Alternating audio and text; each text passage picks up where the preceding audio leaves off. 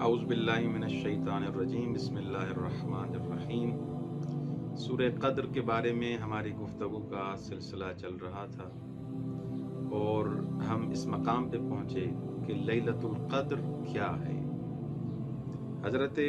ایک روایت میں ہے کہ حضرت موسیٰ نے خدا کو کہا، اے پروردگار مجھے تیرا قرب چاہیے، تو خداوند متعال نے جواب دیا، قربی لمن استیقظ لیلۃ القدر، میرا قرب اس کو حاصل ہوگا جو شب قدر کو جاگ کے گزارے۔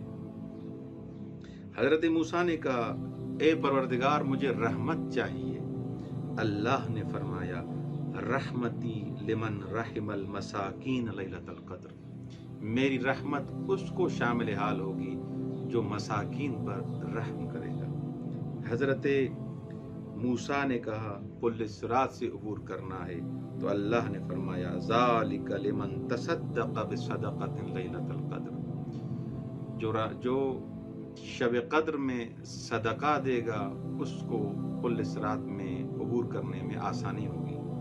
حضرت موسیٰ نے کہا، بہشت چاہیے، اللہ نے فرمایا، ذالک لمن سبح تسبیحا لیلۃ القدر، جو انسان شب قدر میں تسبیح پروردگار کرے گا اس کو بالآخر بہشت ملے گی۔ استغفار اگر کوئی کرنا چاہے، حضرت موسیٰ نے کہا، تو اللہ نے کہا، اس شب کو استغفار کرو۔ رضائے پروردگار چاہیے، اس شب میں 2 رکعت نماز پڑھو۔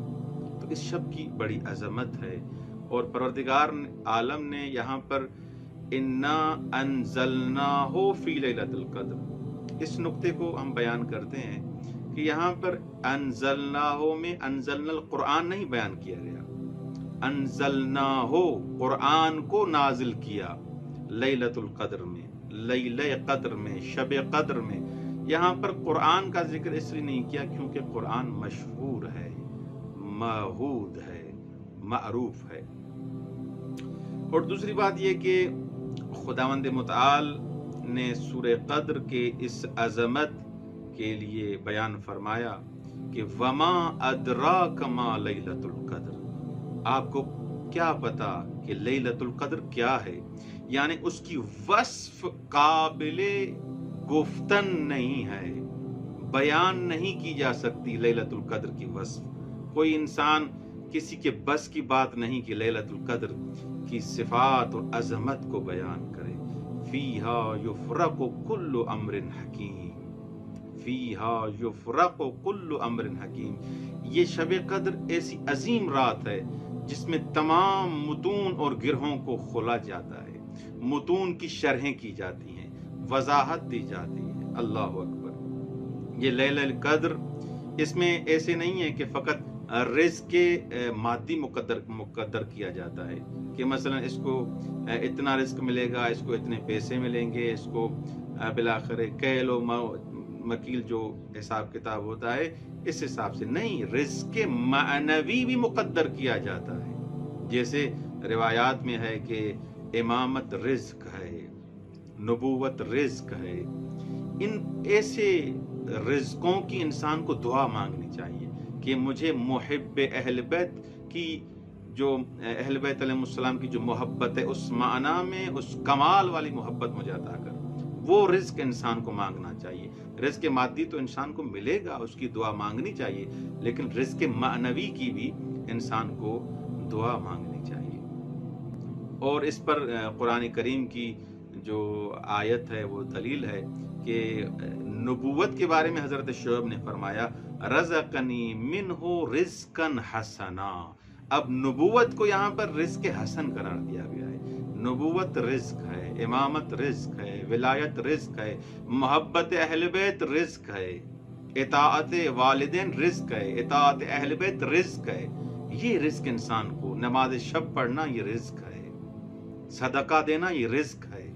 اس رزق کی خدا سے دعا مانگنی چاہیے۔ اور یہی نعمت، ایسی نعمتیں جن کے بارے میں فقط نعمتیں یہ نہیں ہیں کہ انسان کے پاس پیسہ ہو، دولت ہو، بہرحال زمین ہو، یہ فقط نعمتیں نہیں ہیں، بلکہ ثم لتسألن یومئذ عن النعیم، امام رضا علیہ السلام اس کی تفسیر کرتے ہوئے فرماتے ہیں نحن النعیم، ہم نعمتیں ہیں، امامت نعمت ہے، رسالت نعمت ہے، نبوت نعمت ہے، محبت اہل بیت نعمت ہے۔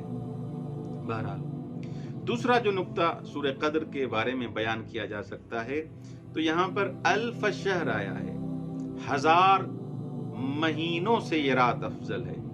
تو یہاں پر یہ الف شہر یعنی 1000 مہینہ جو ہے، آیا یہ تحدید ہے یا تمثیل ہے؟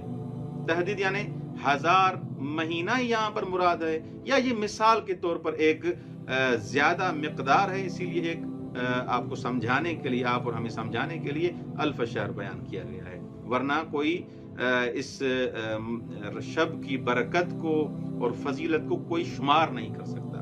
آیا تحدید ہے، جیسے مثلا حضرت نوح علیہ السلام کی عمر کے لیے ہے کہ الف سنۃ الا 50 عاما، یہاں پر جو رسالت حضرت نوح تھی وہ 950 سال تھی، عمر اس سے زیادہ تھی۔ تو یہاں پر جو الف سنۃ الا 50 عاما جو ہے، یعنی 950 سال 950 ایئرس جو حضرت نوح علیہ السلام نے رسالت کا دور گزارا ہے، یہاں پر تحدید ہے، یہ معین ہے، یہاں معین کیا گیا ہے کہ 950 سال حضرت نوح نے نبوت کا عرصہ گزارا۔ لیکن یہاں پر یہ شب قدر میں 1000 مہینوں سے یہ شب افضل ہے، کیا یہاں پر مراد یہ تحدید ہے یعنی 1000 مہینوں سے افضل ہے یا اس سے زیادہ ہے؟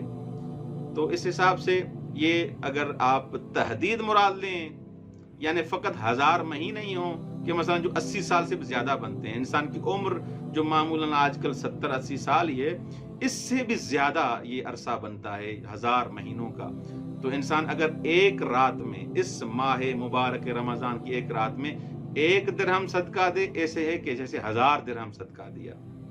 1 صلوات پڑھے گا، ایسا ہے جیسے اس نے 1000 دفعہ صلوات پڑھی ہے۔ 1 رکعت پڑھے گا، ایسے ہے جیسے 1000 رکعت نماز پڑھی ہے اس نے۔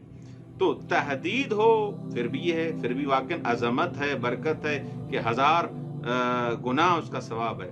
اگر تمثیل ہے فقط یہ اس لیے کہ عدد یہی تھا، اس انداز میں یہی بیان کیا گیا، پھر بھی اس کی برکت اور زیادہ ہے۔ تو بہرحال تحدید و تمثیل ہو، اس کی عظمت اور جلالت علی ای حال وہ معین ہے۔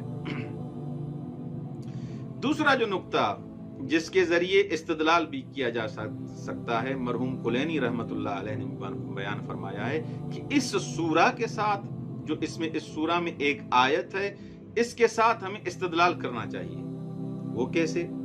اس میں ہے کہ یہ جو سورہ ہے، روایات میں نقل ہوتا ہے کہ یہ سورہ، یہ جو ملائکہ نازل ہوتے ہیں، جو 1000 مہینوں سے یہ شب افضل ہے، اس میں ملائکہ نازل ہوتے ہیں۔ خوب، اس سورہ میں جو ملائکہ نازل ہوتے ہیں، رسول خدا صلی اللہ علیہ وآلہ وسلم کے دور میں معصوم رسول خدا تھے، ان کے دور میں یہ ملائکہ نازل ہوتے تھے، وہ پیغام لے کے آتے تھے، کچھ چیزیں لے کے آتے تھے، وہ عطا کرتے تھے، وہ معصوم تھے۔ اب ہم تو مثلا کسی نے فرشتہ اس انداز میں ہمارے پاس تو نہیں آتا کہ ہمیں کوئی چیز دے، تو اس کے لیے ایک وجود چاہیے جو امام ہو، معصوم ہو، جو فرشتوں کے ساتھ صحبت کرے، گفتگو کرے، ان سے وہ امر لے۔ رسول خدا صلی اللہ علیہ وسلم کے دور میں ایسے نہیں ہے کہ لیلۃ القدر اس دور کے رسول خدا کے دور میں لیلۃ القدر تھی، اب ہم اس کی برسیاں منا رہے ہیں، یا مثلا جو فارسی میں کہتے ہیں سالگرد، یعنی اس کی بس یاد ہم منا رہے ہیں لیلۃ القدر۔ ایسے تو نہیں، ہر سال یہ لیلۃ القدر تکرار ہوتی ہے، ہر سال یہ لیلۃ القدر اسی معنی میں ہے۔ تو کون سی ہستی ہے جس کے پاس یہ ملائکہ نازل ہوتے ہیں؟ اس کے لیے اس ہستی کا معصوم ہونا ضروری ہے۔ اس ہستی کا نام حضرت امام مہدی عجل اللہ فرجہ الشریف ہے، جس کے محضر میں یہ ملائکہ نازل ہوتے ہیں، اپنا پیغام لے کے آتے ہیں۔ ہم اہل بیت علیہ السلام کے پیروکاروں کا یہ نظریہ ہے کہ امام زمانہ ہیں، غیبت کبریٰ میں ہیں، اور یہ ملائکہ ان کے پاس نازل ہوتے ہیں۔ لیکن جو امام زمانہ عجل اللہ فرجہ الشریف کو نہیں مانتے، خوب وہ اس سوال کا جواب دیں، یہ ملائکہ کس کے پاس نازل ہوتے ہیں؟ حتماً امام کا ماننا ضروری ہے، امام معصوم جس کے محضر میں یہ ملائکہ نازل ہوں۔ یہ ایک عظیم نقطہ تھا جس کی طرف میں نے اشارہ کیا. اچھا آخری نقطہ اور اس کے بعد یہ انشاءاللہ اگلے جلسے میں کچھ عرائض بیان کریں گے. لیلۃ القدر جو یہ بیان کیا گیا ہے کہ خیر من الف شہر، 1000 مہینوں سے یہ شب افضل ہے، تو اس میں یہ چیز ہے کہ آیا یہ رات مثلا رات کو 6 بجے سے شروع ہوئی، صبح کو 5 بجے ختم ہوئی، آیا پوری رات کا لمحہ بلمحہ سیکنڈ بس سیکنڈ وہ خیر من الف شہر ہے یا نہیں؟ کہ مثلا جیسے جمعے کے دن کے لیے بتایا گیا ہے کہ جمعے کے دن کوئی ایسا خاص وقت ہے جس میں جو دعا مانگے قبول ہو جائے گی. آیا ایسے ہے کہ کوئی خاص وقت ہے جو 1000 مہینوں سے افضل ہے یا نہیں؟ اس لیلۃ القدر شب قدر یعنی 19ویں کی شب، 21ویں کی شب یا 23ویں کی شب، یہ شبہ قدر جو ہیں اس میں ہر سیکنڈ ہر لحظہ 1000 شب اور 1000 راتوں سے افضل ہے. تو اس کے لیے ہم عرض کریں گے کہ اس کو کہا جاتا ہے فی الجملہ یا بالجملہ. یہ پوری شب جس ٹائم بھی اس رات میں، جس وقت بھی، جس لمحے میں آپ 1 صلوات پڑھیں گے 1000 صلوات کا ثواب ہوگا. یہ نہیں ہے کہ آپ 9 بجے پڑھیں گے تو ثواب ہوگا، 10 بجے پڑھیں گے ثواب نہیں ہوگا. نہیں، جس ٹائم بھی آپ صدقہ دیں گے وہ صدقہ 1000 صدقے کے برابر ہے، 1000 درہم کے برابر ہے اگر 1 درہم دیں گے تو. یعنی بالجملہ ہے، فی الجملہ نہیں ہے. ایسے نہیں کہ کوئی خاص وقت مراد ہو، نہیں، پوری شب پوری رات 1000 مہینوں سے افضل ہے. والسلام علیکم ورحمۃ اللہ وبرکاتہ.